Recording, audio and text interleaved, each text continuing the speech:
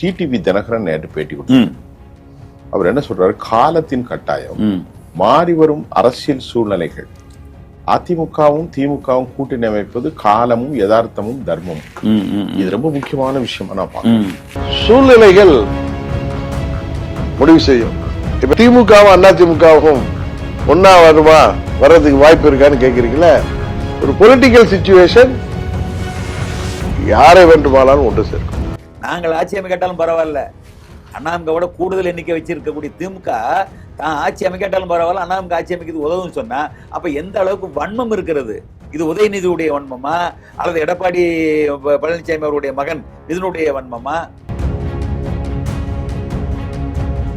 அப்ப கண்ணும் கருத்துமாக எச்சரிக்கையாக விஜய் இருந்தால்தான் இந்த ஊழலற்ற அரசியல் நிர்வாகத்தை நடத்த முடியும். அப்ப தினகரன் என்ன சொல்றாரு, அண்ணாமுகவும் திமுகவும் ஒன்று சேர்ந்தாலும் கூட விஜய் எதிர்க்க முடியாது என்கிற ஒரு யதார்த்தத்தை அவர் புரிஞ்சதுனால சேரணுங்கிறார்.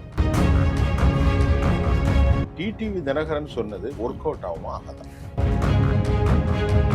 அவர் கொடுத்த வாக்குறுதிகள் எல்லாம் இன்னும் நிறைவேற்றப்படவில்லை. அதற்கு நிறைவேற்றுவதற்கு சாத்தியமும் இல்லை. இது அவருக்கு எவ்வாறு பின்னடைவேறும்? இதைத்தான் நான் விஜய் அவர்களுக்கு எச்சரிக்கையா வைக்கிறேன். மேடைகளிலும் இதே பாணியில் நீங்க பேசுங்க, ரெஸ்பான்ஸ் எப்படி இருக்குன்னு பாப்போங்கிற பரிசோதனை முயற்சியில அவர்கள் வெற்றி பெறுவதாக கருதினார்கள். இப்ப ஸ்கிரிப்ட்ல எழுதி கொடுப்பாங்க இல்லையா? நிச்சயமாக அதேதான். இந்த தீய சக்தி திமுகவை நல்லா வெற்றி வெளுத்து விடுங்க. நிச்சயமாக ஆளுங்கட்சியினுடைய காவல்துறையும் தங்களுடைய செயல்பாட்டுல குறை இருந்தது. எனவே சமபங்காதான் அந்த நிகழ்வுக்கு குற்றம் சாட்டுவேன். என்னை பொறுத்தளவுல மேல உள்ளவங்க 1 கோடி, கீழே உள்ளவங்க 500 ரூபாய், ரெண்டும் ஒண்ணுதானே. இப்ப ஆதவர்ஜினாலும் ஊழல் பண்ண வேண்டிய தேவையில்லை. ஆமா, இப்ப அவர்கள் ஆனா புஷியானது எப்படின்னு தெரியல. விஜயின் மூலமாக தன்னுடைய அமைச்சர்கள் அதிகாரிகளுடைய கைகள் புறம் கட்டப்பட்டிருக்கிறது.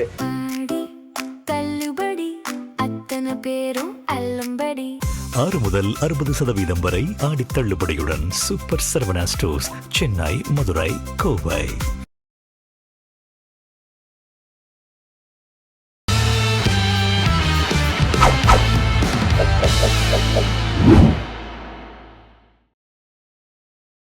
நேயர்களே, இன்றைக்கு தமிழக அரசியல் களத்தில் சமகால நிகழ்வுகள் குறித்து பேராசிரியர் ஐயாவோடு சில விஷயத்தை பேச போறோம். அதாவது சமகாலத்தில் தமிழக அரசியலில் ஏற்படுகிற பல மாற்றங்கள், பல சுப செய்திகள் மற்றும் துக்கங்கள். நம்முடைய ஐயா அவர்களை நிகழ்ச்சிக்கு வரவேற்கிறேன். ஜெம் தொலைக்காட்சியின் அரசியல் ஆடுகளம் நிகழ்ச்சிக்காக உங்கள் அனைவரையும் வரவேற்கிறேன். ஐயா வாங்க. வணக்கம் ஐயா. இப்போ நான் உங்கள்கிட்ட கேட்கறது, இப்போ இந்த 2 மாதம் ஆட்சி முடிந்தது. எதிர்கட்சிகள் மாற்று கருத்து, ஆளுங்கட்சிகள் சொற்போர். நீங்க எப்படி பார்க்க, இதுல என்ன உங்களுடைய பார்வை? அதாவது கடந்த ஆண்டுகளில் இருந்த ஆட்சிகள், திராவிட ஆட்சிகள், அதுல பட்ட அனுபவங்களின் அடிப்படையில் பாலைவனத்தில் பயணப்பட்ட ஒருவனுக்கு ஒரு இலைகளே இல்லாத மரம் கிடைச்சா கூட அவனுக்கு நிழலாத்தான் தெரியும். உண்மைதான். அப்ப என்ன, அவன் வந்த பயணம் அப்படிப்பட்டது. கடும் வெயில்ல பாலைநிலத்துல வந்திருக்கிறான். இலைகளே இல்லாத மரம் என்றாலும் கூட அந்த குச்சிகளோட நிழல் கூட நமக்கு வந்து நிழலா தெரியும். ஒரு மொட்டை மரத்துல ஒரு குச்சி பெரிய அளவுல தெரியும். அதுபோலதான் தமிழக மக்கள் இந்த 2 ஆட்சிகளிலும் எந்த விதமான மனநிறைவும் இல்லாமல் சில இலவச திட்டங்களால் அவர்கள் இணைஞ்சிக்கிட்டு இருக்காங்க, ஏமாத்திக்கிட்டு இருந்தாங்க. இது கடந்த கால ஆட்சியினுடைய நிலை. அப்ப இந்த ஏமாற்றத்திற்கு மாற்றாக எதை நாம் நோக்கி நகரலாம் என்று மக்கள் இயங்கிக் கொண்டிருக்கிற காலத்துல, கடந்த காலத்துல சீமானை அப்படி ஒரு பற்றுக்கோடாக நினைத்தார்கள். ஆனால் அவருடைய நிலைப்பாடு என்பது மக்களிடம் உள்ள நம்பிக்கையை கொஞ்சம் குறைத்து விட்டது. இந்த தருணத்தில் தான் விஜய் அவர்களுடைய இந்த அரசியல் நுழைவு இருந்தது.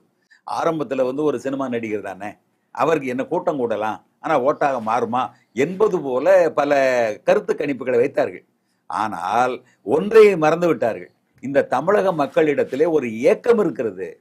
இவ்வளவு காலமாக ஆட்சியாளர்களிடம் மாறி மாறி ஓட்டு போட்டு இவர்கள் என்றால் அவர், அவர்கள் என்றால் இவர் என்பது போல பண்ணினார்களே ஒழிய, ஆனால் அது திருப்தியோடு மனநிறைவோடு அந்த செயலை செய்யல என்கின்ற அந்த மன உளவியலை யாரும் அறிஞ்சிக்கிறல. அந்த உளவியல் தான் விஜயை இந்த அளவுக்கு மேல கொண்டு போனது. இப்ப அவர் மேல கொண்டு வந்து சரிங்க. இப்ப இந்த 2 மாசத்துல அவருடைய பேச்சு சில நேரங்களுக்கு கடுங்கோட்பாடாக இருக்கு. அதை எப்படி பார்க்கிறீங்க? அது கொஞ்சம் அவருக்கான அனுபவ குறைவா? இல்ல, நிச்சயமாக பேரறிஞர் அண்ணா காலத்துல தான் மேடை பேச்சுக்குன்னு ஒரு மரியாதை வந்தது. அப்ப அவரை போல பேச வேண்டும் என்று பலர் கருதி முயற்சி செய்தார்கள். கலைஞருக்கு என்று ஒரு பாணி வந்தது. அதை ஒட்டி அவருக்கு என்று ஒன்று அவர் இயற்கையாகவே இருந்தது. ஆனால் காமராஜருடைய பேச்சு வந்து இயல்பான மக்கள் மொழி, சாமானியர்களின் மொழி, அந்த மக்களுக்கு நெருக்கமாக இருந்தது. இது ஒவ்வொருத்தர் கூடி தனி. இது ஜெயலலிதா என்றால் அந்த ஓங்கிய குரலில் பேசக்கூடிய, எம்ஜிஆர் என்றால் இயல்பாக பேச, இப்போ ஒவ்வொருத்தருக்கும் ஒரு அடையாளம். அது போல விஜய் அவர்களுக்கு சினிமாவிலே எத்தகைய மாடுலேஷன், அந்த அந்த பேச்சு எப்படி இருந்தால் கைதட்டு விழுகிறது தேட்டர்ல, அதை அப்படியே என்ன செஞ்சுட்டாங்க, உள்வாங்கி கொண்டு மேடைகளிலும் இதே பாணியில் நீங்க பேசுங்க, ரெஸ்பான்ஸ் எப்படி இருக்குன்னு பாப்போங்கிற பரிசோதனை முயற்சியில அவர்கள் வெற்றி பெறுவதாக கருதினார்கள். இப்போ ஸ்கிரிப்ட்ல எழுதி கொடுப்பாங்க இல்லையா? நிச்சயமாக அதேதான். ஒண்ணுமில்ல, நீங்க இந்த இடத்துல மக்களை பார்த்து திரும்பணும், கையை தூக்கணும், அல்லது வந்து மக்களை பார்த்து கேள்வி கேட்கணும் என்பது போல அங்க கொடுக்கப்பட்டிருக்கு ஒரு மாடுலேஷன். அதுக்கு முன்னாடி ஒரு ப்ராம்ப்டர் ஓடி. அதாவது என்னைக்குமே பாத்துங்க, ஆரம்ப காலத்துல ஒவ்வொருத்தருடைய நிலைகள் இப்படித்தான் வரணும். ஆனா இவர் வந்து திரைத்துறையில வந்து மனனம் செய்து சொன்னதை சொன்னவாறு செய்யக்கூடிய ஆற்றலை பயிற்சியில் பெற்றதனால் அரசியலில் அவருக்கு கை கொடுக்கிறது. எனவே இந்த பாணிதான், இந்த பேச்சு பாணிதான் அவருக்கு ஏற்றதாக பொருந்தி போகிறது என்பதாக அவர்கள் கருதிய காரணத்தினால்தான் இதிலிருந்து அவர்கள் விலகவில்லை. சட்டமன்றத்தில் பேசினாலும் சரி, மேடையிலே பேசினாலும் சரி, எந்த வேறுபாடும் இல்லாமல் இந்த ஒரு கதாநாயக பாணியில என்ன செய்யறாரு, அந்த பேச்சை வைக்கிறாரு. இதை புரிந்து கொண்டுதான் அவர்கள் ஆக்கி தருகின்றவர்களும் எழுத்தாக்கம் செய்கின்றவர்களும் இதை பயிற்சி கொடுப்பவர்களும் இந்த புரிந்து கொண்டு இதில் இருந்து விளையாட நினைக்கிறாங்க. அது அவருக்கு பொருத்தமாக இருக்கிறது. அதை மாற்ற மாட்டார் என்பதுதான் நான் நினைக்கிறேன். அது இயற்கையாக பாலிசி போகுது. சரி, இப்ப அதை தாண்டி பேச்சு, the way of talking, the way of style, சரி, இது ஒரு பக்கம் வச்சிருக்கோம். நல்லது. இது அல்லாம அதோடைய கருப்பொருள் இருக்கு. இப்போ நீங்க என்னதான் ஸ்டைல்ல பேசுங்க, ஆனா அதோடைய கருப்பொருள், உள்ளார்ந்த பொருள், அது மீண்டும் அவர் இந்த கரூர்ல போய் பேசினது, தீய சக்தி, இந்த மாதிரியான விஷயத்துல அவர் தன்னை மீண்டும் ஒரு இமேஜை உருவாக்கி, எனக்கு இதுக்கு எந்த சம்பந்தமும் இல்லை, எனக்கு இது யாரோ செஞ்சாங்க அப்படின்னு சொல்றது ஒரு பத்திரிகையாளராக எனக்கு கொஞ்சம் அது சரியில்லாத. அது சரியான விஷயம். எப்படின்னு கேட்டீங்கன்னா, இப்ப அவர் வந்து ஆட்சி அமைப்பதற்கு பட்ட கஷ்டங்கள், 3 முறை கவர்னர் அலுவலகத்துக்கு சென்று இல்லம் தேடி சென்று திரும்பி வந்தார்கள். அந்த அளவுக்கு அவர் ரொம்ப கடினமான ஒரு சூழ்நிலையை சந்திச்சாங்க. ஆட்சி அமைக்க முடியாதோ என்கிற நெருக்கடி வந்தது. ஆதரவு தெரிவிக்கக்கூடிய பொதுவுடைமை கட்சிகளும் சரி, விசிகாவும் சரி, மற்றவர்களும் அவர்கள் இழுத்து கடத்து நாளை நாளை நாளை என்று தள்ளி போட்டுக்கொண்டே போனார்கள். ஒரு மிகப்பெரிய மன உளைச்சலுக்குள் இருந்த அவர்கள் என்ன நினைச்சாங்க, நம்மளை ஆட்சி அமைக்க விடாம இந்த அளவுக்கு நெருக்கடி கொடுக்குறாங்கன்னு தெரிஞ்ச பின்னால திமுக, அண்ணாமலை 2 கட்சிகளின் மீது கடுமையான கோபமும் அதிருப்தியும் இருந்தது. அதுக்கு முன்னால விஜய் அவர்களை குற்றம் சாட்டுகின்ற வகையில அந்த 41 உயிரிழப்பு என்பது மிகப்பெரிய ஒரு சிக்கலை, சட்ட சிக்கலையும் சேர்த்து உருவாக்கியது. இதுக்கெல்லாம் காரணம் இவர்கள் செய்த சதிதான் என்பது போல அவருடைய மண்டையில் ஏற்றப்பட்டதனால், எல்லோரும் அப்படி ஒரு முடிவுக்கு வந்ததனால், காவல்துறையினர் கொடுத்த பேட்டியும், அங்க திமுக அமைச்சர்கள் சென்று சேர்ந்து அழுத கண்ணீரும், அவர்கள் முன்மொழிந்த இந்த வார்த்தைகளும் இவருக்குள்ள அதை சரிதான் என்பதை உறுதி செய்கின்ற வகையில ஆயிப்போச்சு. இல்லை, இவர் உறுதி செய்யறது ஒரு பக்கம் இருக்கு.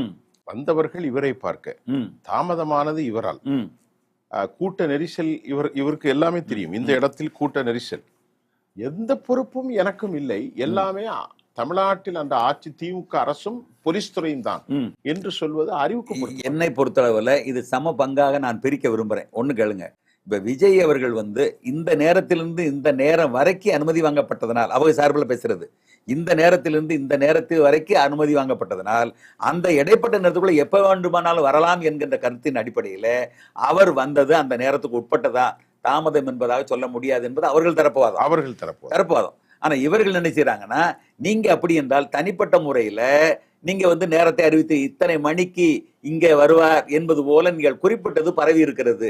நீங்கள் அனுமதி வாங்கிய நேரத்தை வச்சு நீங்க சொல்றீங்க இப்படி. ஆனால் அதை தாண்டி இந்த குறிப்பிட்ட நேரத்துல இங்க இடத்துக்கு வராரு, கரூருக்கு வராரு என்பது போல என்ன செய்யறீங்க, நீங்க பரப்பி இருக்கீங்க. ஒரு விஷயம், தனி செய்தி பரப்பி. ஒரு விஷயம் அவர் பரப்புனது சரிதான்.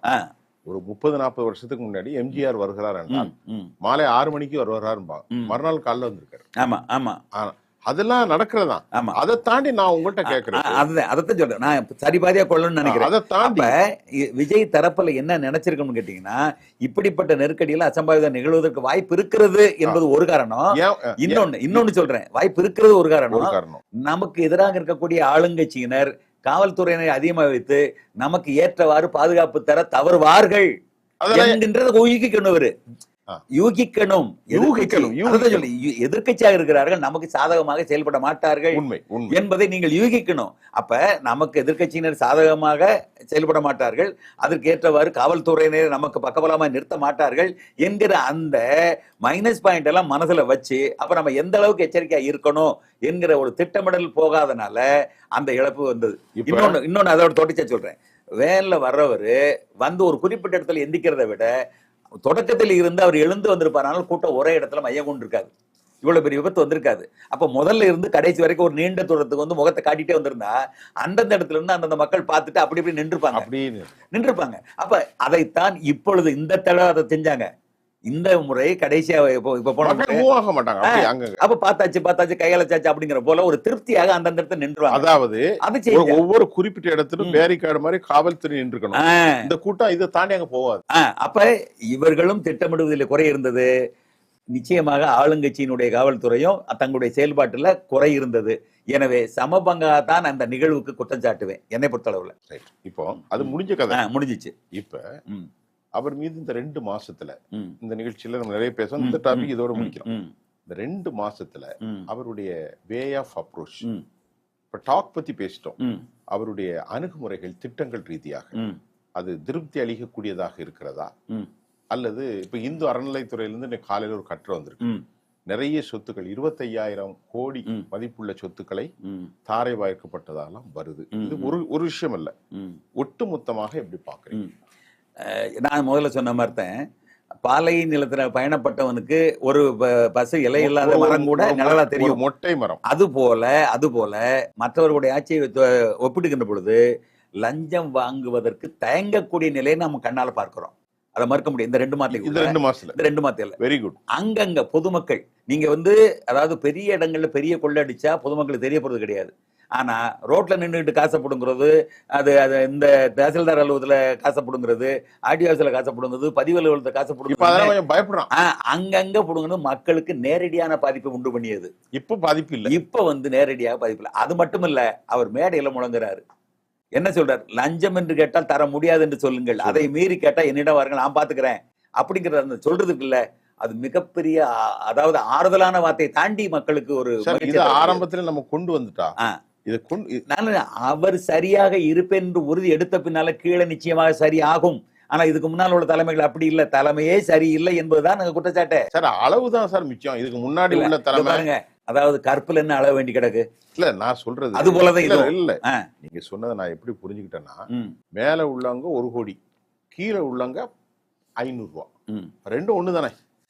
அத நான் என்ன சொல்றேன், நீங்க முன்னாடி உள்ளது கோடி கோடியா, அதத்தான் நான் சொல்றேன். இப்ப என்னன்னா மேல வந்து அத ஊழல் செய்யறாங்கன்னு தெரிஞ்சாலே அடுத்தடுத்த அடுக்குகள்ல தொடர்ந்துரும். ஆனா விஜய் என்ன செய்யறாரு, அவருக்கு அவசியம் இல்லாத அளவுல அவருடைய வாழ்க்கையை அமைத்துக் கொண்டிருக்கிறார். நான் பாக்குறேன் அப்படி. விஜய் தனக்கு காசு, பொதுமக்களுடைய காசு தேவையில்லை, ஊழல் காசு தேவையில்லை, நம்ம சரியா இருப்போம்ங்கிற ஒரு முடிவை தனக்குள்ள உருவாக்கி கொண்ட பின்னாலதான் இவ்வாறு பேச முடிகிறது. ஆனா அவருடைய எண்ணம் அப்படிதான் இருக்கு. அதுதான் சொல்றேன். இல்ல அந்த எண்ணம் ஊழலுக்கு எதிராக தான் வாழ வேண்டும், கட்சியை கொண்டு போகணும் நிச்சயமாக அந்த நினைப்பு இருக்கிற, அந்த நினைப்புனாலதான் அடுத்த கட்ட தலைவர்கள் ஓராமே கைகட்டி போட்டதை போல இருக்கிறது. இப்ப செங்கோட்டையன் போன்றவங்க எல்லாம் அவங்களுக்கு எல்லாம் இந்த இப்படி எல்லாம் இருந்து பழகினவங்க கிடையாது. ஆனா புதுசா வந்த மந்திரிகளுக்கு வேணா இருக்கலாம், என்ன செய்ய தெரியாம.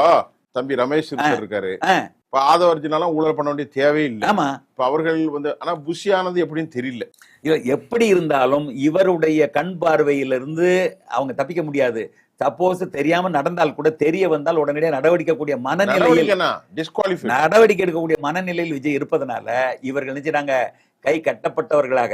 இதுக்கு முன்னால திமுக சொல்லுவாங்க காவல்துறையினுடைய கைகள் பூரா கட்டப்பட்டுன்னு சொல்லுவாங்க, வார்த்தைகள். அது போல இன்றைக்கு அது வார்த்தை இல்ல, இன்றைக்கு விஜயின் மூலமாக தன்னுடைய அமைச்சர்கள் அதிகாரிகளுடைய கைகள் புறம் கட்டப்பட்டிருக்கிறது சரியாக செயல்பட வேண்டும் என்பதற்காக. இன்னொரு கேள்வி, இதை தாண்டி ஒரு கேள்வி. டிடிவி தினகரன் நேற்று பேட்டி கொடுத்தார். அவர் என்ன சொல்றாரு, காலத்தின் கட்டாயம், மாறி வரும் அரசியல் சூழ்நிலைகள், அதிமுகவும் திமுகவும் கூட்டணி அமைப்பது காலமும் யதார்த்தமும் தர்மமும். இது ரொம்ப முக்கியமான விஷயமா நான் பார்க்கிறேன். திமுகவில் கூட்டணி யாரும் இல்லை, எல்லாம் போயிட்டாங்க. 25% நிக்குது. அண்ணா திமுக ஒரு 15-18% நிக்குது. அங்கேயும் ஃபுல்லா காலி. காலம் மாறி வரும்போதும் கலைச்சூழல் மாறி வரும்போதும் திமுக அதிமுக சேர்வது காலத்தின் கட்டாயம். யார் சொல்றா? டிடிவி தினகரன். இது எப்படி? அதாவது ஒரு முறை தமிழ் தேசியம் ஓங்கி வரக்கூடிய ஒரு வெளி இருந்தது. ஒரு குறிப்பிட்ட காலத்தில் தமிழ் தேசிய சிந்தனையும் பேச்சுகளும் அந்த மிக அதிகமாக இருந்தது. அப்போ வைகோ பேசினார், தயவு செய்து ஒன்றை புரிந்து கொள்ள வேண்டும், ஜெயலலிதா இருக்கின்ற பொழுது திமுகவும் அதிமுகவும் இந்த நேரத்தில் நீங்கள் அரசியல் எதிரிகளாக இருக்கக்கூடாது, ஒன்று சேர வேண்டும். ஒன்று சேர்ந்து ஒரு புதிய தீமை மேலிருந்து வருகிறது, தமிழ் தேசியம் என்கிற பெயரில் நீங்க ஒன்றுபட்டு சேர்ந்து இதை எதிர்க்க வேண்டும், இதை தடுக்க வேண்டும் என்பது போல சொன்னார். நல்லா புரிஞ்சுக்காங்க. வைகோ அன்றைக்கு சொன்னது திராவிட சித்தாந்தத்துக்கு எதிராக தமிழ் தேசியம் என்கிற சித்தாந்தம் மேலிருந்து வருகிறது, அதை முளையிலேயே என்ன செய்யணும், வெட்டி எறியணும் சொன்னார். அதுபோல இன்றைக்கு தினகரனுடைய பேச்சு என்ன இருக்கிறது? தவேகா என்பவர்கள் ஊழலுக்கு எதிராக இவருடைய போக்கு இருக்கிறது. அதிகாரிகள் இருந்து அரசியல் வரைக்கும் அத்தனை பேரும் என்ன செய்யறாங்க, அப்செட்னு சொல்ற மாதிரி செயலிழந்து நிற்கிறார்கள். அப்படிப்பட்ட சூழ்நிலையில லேசா ஒரு சின்ன ஒரு கேப் கிடைச்சா போதும், சடார்னு எல்லாத்தையும் காலி பண்ணிடுவாங்க. அப்ப கண்ணும் கருத்துமாக எச்சரிக்கையாக விஜய் இருந்தால்தான் இந்த ஊழலற்ற அரசியல் நிர்வாகத்தை நடத்த முடியும். அப்ப தினகரன் என்ன சொல்றாரு, அதிமுகவும் திமுகவும் ஒன்று சேர்ந்தாலும் கூட விஜய் எதிர்க்க முடியாது என்கிற ஒரு யதார்த்தத்தை அவர் புரிஞ்சதுனாலும் சேரணுங்கிறார். ஆனால் தொண்டர்கள் எப்படி இருப்பான், நேரு எதிரியாக இருந்தவங்க ஊர்கள், இப்போ எங்க ஊர்ல பாத்தீங்கன்னா திமுக தொண்டனும் அதிமுக தொண்டனும் ஜென்ம விரோதி மாதிரியே அவங்க தங்களுடைய வாழ்க்கையிலிருந்து பழகிட்டாங்க. அப்படியே இப்ப திடீர்னு ஒண்ணு சேரணுங்கும் போது அது எப்படி அவங்களுடைய மனநிலை ஒத்து போவதற்கு ரொம்ப சிரமமா இருக்கும். நீங்க சொல்றது அடிமட்ட தொண்டர். அடிமட்ட தொண்டர் அவன் தானே உயிரா இருக்கிறான். இவங்க அப்ப இவங்க சேர சுயநலத்துக்கு தானே. நீங்க எப்ப எடப்பாடி அவர்களுடைய தலைமையில ஆட்சி அமைக்கிறதுக்கு ஜாலின் ஆதரவு தாரான்னு சொல்றீங்களோ அதனுடைய அடிப்படை என்ன? நாங்கள் ஆட்சி அமைக்காட்டாலும் பரவாயில்ல, அதிமுகவோட கூடுதல் எண்ணிக்கை வச்சிருக்கக்கூடிய திமுக தான் ஆட்சி அமைக்காட்டாலும் பரவாயில்ல, அதிமுக ஆட்சி அமைக்கிறது உதவும் சொன்னா அப்ப எந்த அளவுக்கு வன்மம் இருக்கிறது? இது உதயநிதியுடைய வன்மமா அல்லது எடப்பாடி பழனிசாமி அவருடைய மகன் இதனுடைய வன்மமா? யோசிச்சு பாருங்க. அப்ப ஒரு இயல்பாக வரக்கூடிய ஆட்சியில சரி விட்டு பிடிப்போமேங்கிற பெருந்தன்மை இல்லாம ஆரம்பத்திலே காலி பண்ணணுங்கிற ஒரு வன்மத்தோடு செயல்பட்டது என்பது மிகப்பெரிய தவறான ஒரு விஷயம். அந்த முன்னெடுப்பு என்பது ஒரு ஜனநாயகத்துக்கு ஏற்றதில்லை. அது மட்டும் இல்ல, இப்ப விஜய்கிட்ட கட்சி மாதிரி வரக்கூடியதை வர்றவங்களப்பெல்லாம் வரவேற்று இவர் மரியாதை கொடுப்பதோ அல்ல சிறப்பு செய்வது என்பது பொருத்தமானது இல்லை. இப்ப நான் என்ன சொல்றேன், இப்ப திமுகவுல அதிமுககாரங்க அதிபரம் நீங்க சொல்றது அது நான் ரெண்டாவது கேட்கிறேன். டிடிவி தினகரன் சொன்னது ஒர்க் அவுட் ஆகுமா ஆகாதா? நிச்சயமா ஆவதற்கு வாய்ப்பு இல்லை என்னை பொறுத்தளவுல. அவர் சொல்றாரு ஜென்ம எதிரிகள் அதெல்லாம் ஒரு பக்கம் இருக்கட்டு, அவர் கூட திமுக கடுமையா எதிர்த்தார் எலெக்ஷனுக்கு முன்னாடி. ஆனால் இது காலத்தின் கட்டாயம். இல்ல கட்டாயம் காலத்தின் கோர பிடிக்குள் நாம் சிக்கிவிடக் கூடாது. ஆகவே இது ஒரு பெரிய விஷயம் இல்லைங்க. அவர் இப்ப எடப்பாடியோடு நெருக்கமாக இல்ல. நான் என்ன சொல்றேன்னா காலத்தின் கட்டாயமா இவர்களுக்கு ஏற்பட்ட நெருக்கடியா? காலம் நம்ம மக்களை நோக்கியதான் காலம், உங்களை நோக்கியது காலம் இல்ல. நீங்க உங்களுக்கு ஒரு பதவி கிடைக்கல, உங்களுக்கு சம்பாதிப்பதற்கு வழி இல்ல, காப்பாத்துறதுக்கு முடியான்னு அச்சம் வருகிறது. எனவே என்ன செய்றீங்க, காலத்தின் கட்டாயம் இருக்கு. நான் என்ன சொல்றேன், இன்னைக்கு மக்களே மகிழ்ற மாதிரி விஜய் ஆட்சி கொடுத்தாருன்னா, ஊழலற்ற ஆட்சி அமைச்சாருன்னா அதை எதுக்கிறதுக்காக கூட்டு சேரணுங்கிற நிலைப்பாடு எதை உணர்த்துகிறது? நல்லாட்சி நடந்தாலும் அங்க எதிர்ப்போங்கிறதான பொருள். இவர் நல்லாட்சி கொடுத்து ஊழலற்ற ஆட்சி கொடுத்தாலுமே வரவேற்கத்தக்கதுன்னு சொல்லி ஏன் அதை பக்கபலமா நிற்பதற்கு பதிலாக எதிரிகள் பூரா ஒண்ணு சேரணும்னு சொல்றாருன்னா இவர்கள் பலப்படுகிறார்கள் அர்த்தம். ஏன்னா நேர்மையான ஆட்சி ஊழலற்ற ஆட்சி கொடுக்கின்ற பொழுது இவர்கள் பலப்படுகிறார்கள். அப்ப அவர்களுடைய பலவீனமெல்லாம் ஒண்ணு சேர்ந்தாலும் ஒரு பலத்துக்கு ஈடாகாது. செயல்பாடுதான் முக்கியம். இப்ப விஜய்க்கு நீங்க சொல்றீங்க அதிமுக திமுக இணைவது அது அடிப்படை இயற்கை முரண்களுக்கு உட்பட்டது, இயற்கையை அதை ஏற்றுக்கொள்ளாது. இப்போது இவருக்கு இந்த 2 மாசம் தான் முடிஞ்சிருக்கு. 2 மாசம் 58 மாசம் இருக்கு. இப்ப இந்த ஊழல் போன்ற விவகாரங்கள் எல்லாம் அவர் ஓரளவுக்கு ஒரு தனி மனிதனால் முடியாது, ஒரு கூட்டு பொறுப்பு இருக்கு. It is a collective duty. ஆனால் அவர் கொடுத்த வாக்குறுதிகள் எல்லாம் இன்னும் நிறைவேற்றப்படவில்லை, அதற்கு நிறைவேற்றுவதற்கு சாத்தியமும் இல்லை. இது அவருக்கு எவ்வாறு பின்னடைவு ஏற்படும்? நிச்சயமாக பின்னடைவு ஏற்படுத்தாது. எப்படி சொல்றேன்னு கேட்டீங்கன்னா, இவர் ஊழலற்ற அரசை நடத்துகிறார் என்பது இயல்பாக அடிமட்டம் முழுவதும் அந்த அலுவலகங்களுக்கு போகின்ற பொழுதெல்லாம் வெளிப்படுகின்ற பொழுது அதிலே முதல்ல மனநிறை வரும். அதற்கடுத்து ஒவ்வொரு அந்த கோரிக்கைகளை நிறைவேற்றுவதற்கு அவர் கொடுத்த வாக்குறுதிகளை நிறைவேற்றுவதற்கான அந்த வாய்ப்புகள் வருகின்ற பொழுது படிப்படியாக இப்ப மின்சாரத்தை சீர் செய்ய போறாங்க. அதாவது தன்னிறைவான மின்சாரத்தை உற்பத்தி செய்யக்கூடிய திட்டத்தை உருவாக்குறாங்க. அந்த இதை சிக்கல் என்ன நிரந்தரமான சிக்கலை தீர்வு காணணும்னு நினைக்கிறாங்க. அதே போல பட்டா கொடுப்பதா உடனே வாங்கிக்கோ, எல்லாம் வெளிப்படை, அப்பாயின்மெண்டா வெளிப்படை, டெண்டர்களை பூரா கேன்சல் பண்றான். முழுக்க இது பூரா ஊழலுக்கானது. 3 மடங்கு அவங்க டெண்டர்ல கோட் பண்ணிருக்காங்க, அதை இது பண்ணிருக்காங்க. இவங்க ஒரு கார் வாங்கினாங்கன்னா, ஒரு 40 லட்சத்துக்கு கார் வாங்கினாங்கன்னா அவங்க என்ன செய்யறாங்க, 75 லட்சம்னு போட்டு வாங்கியிருக்காங்க அதே கார். அப்ப எப்படி சரியா இருக்கும்? அதாவது அவர்கள் ஊழல் என்பது மிகப்பெரிய அளவுல இருந்திருக்குதுன்னு வெளிப்படையா தெரியுது.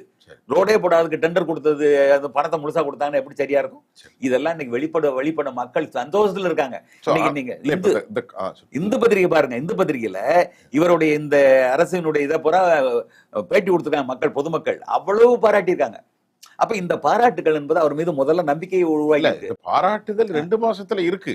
இப்ப நேற்று கூட கரூர் விஷயத்துல ஆம் என்றுதான் சொன்னார்கள்.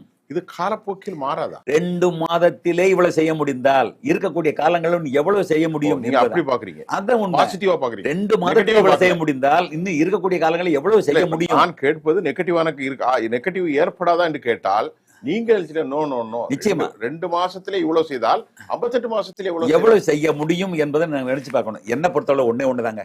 இவரு இப்ப ஆனந்த வெங்கடேஷ் நீதிபதி அவர்கள் ஒன்னு சொல்லியிருக்கிறாரு, இவர்கள் மைக்குக்கு முன்னாலதான் ஊழலை ஒழிப்போம்னு சொல்றாங்களே ஒழிய யாரையும் விசாரணைக்கு முன்னால் நிறுத்தி குற்றம் சாட்டி தண்டனை பெற்று தர்றதுக்கான வாய்ப்பே இல்லையே அப்படின்னு வருத்தப்படுறாரு நீதிபதி ஆனந்த வெங்கடேஷ் அவர்கள். யார வருத்தப்படுறாரு? யார் மேல? பொதுவா சொல்றாரு. ஆனா இன்னைக்கு ஊழல் ஒழிப்புன்னு யார் சொல்றாங்களோ அவங்களுக்கு பூரா அது பொருந்தும், ஊழல் செய்யறவங்களுக்கு பொருந்தாது. அப்ப அந்த அடிப்படையில இவர் விஜய் செய்ய வேண்டியது, தவறு செய்தது தன் கட்சிக்காரங்களாக இருந்தாலும் கூட நடவடிக்கை எடுத்து சட்டத்தின் முன் நிறுத்தி தண்டனை பெற்று கொடுத்து விட்டால் அசைக்க முடியாது. அதனால சொல்றேன், தான் கட்சியில சேர்ந்த அண்ணாமிக்காரங்களா இருந்தாலும் சரி அல்லது யாராக இருந்தாலும் சரி, சட்டத்தின் முன் தண்டனை பெறுவதற்கு வாய்ப்பு இருந்தால் அதை செய்யணும்னு நான் நினைக்கிறேன். ஆனால் பயங்கர ஊழல்வாதிகளை அவர் சேர்த்து இருக்கிறார். அதைத்தான் சொல்றேன், பயங்கர ஊழல்வாதி. நான் சொல்றது பயங்கர ஊழல்வாதின்னா நிச்சயமாக மரத்தை வெட்டினவன், ரோட்டை போட்டவன், கள்ள கணக்கு எழுதணும்னு அல்ல. என்னன்னு கேளுங்க, நீங்க என்கிட்ட கேளுங்க. பயங்கர ஊழல் யாரு? ஒரு மருத்துவர் மக்கள் படுகொலை ஆவார்கள் என்று தெரிஞ்சு 40 கோடியை வாங்கிட்டு அதே பான்பராக கொடுத்ததுதான் பயங்கர ஊழல். வேற மரத்தை வெட்டினவன் கட்டிடத்தெல்லாம் சொல்லல. இதை விட ஊழல் எங்கே உண்டு? இதை விட மனித விரோதம். அதே ஆளா அவர் சேர்த்து இதைத்தான் நான் வச்சு அவர் 10,000 ரூபாய்க்கு 10 எல்லாத்துக்கும் சாப்பாடு. இதைத்தான் நான் விஜய் அவர்களுக்கு எச்சரிக்கையா வைக்கிறேன். இப்படிப்பட்ட ஆள்களை எங்கள் பக்கத்திலே வைத்துக் கொண்டு ஊழலை ஒழிப்பேன் என்று சொன்னால் அங்கே உங்களுடையது நிலவிலே கலங்கம் மாறி உங்களுடைய ஆட்சியிலே உங்களுடைய எண்ணத்திலே கலங்கமாக மாறிவிடக் கூடாது. அந்த எச்சரிக்கை உணர்வோடு நீங்க ஆட்சியை தொடருங்கள். நன்றி சார். நிறைய விஷயம் பேசணும். இன்னும் அடுத்த செய்தியில சந்திப்போம். நன்றி, மகிழ்ச்சி.